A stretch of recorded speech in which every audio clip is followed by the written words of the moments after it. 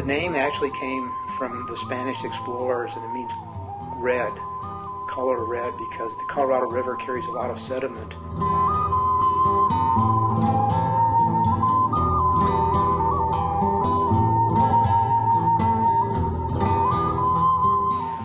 Water from the Colorado River serves 30 million people in the American Southwest and the Republic of Mexico.